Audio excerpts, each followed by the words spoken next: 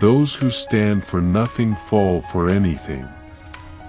The voice of the people has been said to be the voice of God, and however generally this maxim has been quoted and believed, it is not true to fact.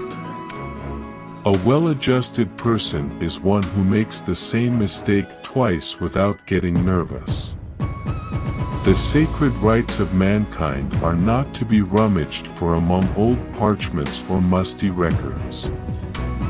They are written, as with a sunbeam, in the whole volume of human nature, by the hand of the divinity itself, and can never be erased or obscured by mortal power. The Constitution shall never be construed to prevent the people of the United States who are peaceable citizens from keeping their own arms. In politics, as in religion, it is equally absurd to aim at making proselytes by fire and sword. Heresies in either can rarely be cured by persecution. It is the advertiser who provides the paper for the subscriber.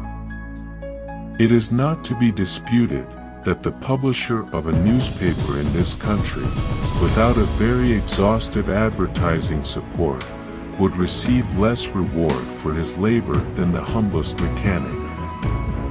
The safety of a republic depends essentially on the energy of a common national sentiment, on a uniformity of principles and habits, on the exemption of the citizens from foreign bias and prejudice, and on that love of country which will almost invariably be found to be closely connected with birth, education, and family. Every day the increasing weight of years admonishes me more and more that the shade of retirement is as necessary to me as it will be welcome. Those who stand for nothing fall for anything. The spirit of encroachment tends to consolidate the powers of all the departments in one, and thus to create whatever the form of government, a real despotism. Happiness and moral duty are inseparably connected. Men often oppose a thing merely because they have had no agency in planning it, or because it may have been planned by those whom they dislike. I never expect to see a perfect work from an imperfect man. Real firmness is good for anything, strut is good for nothing. I have a tender reliance on the mercy of the Almighty, through the merits of the Lord Jesus Christ. I am a sinner.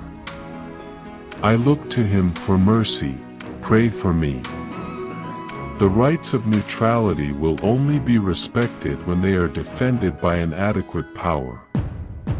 A nation, despicable by its weakness, forfeits even the privilege of being neutral.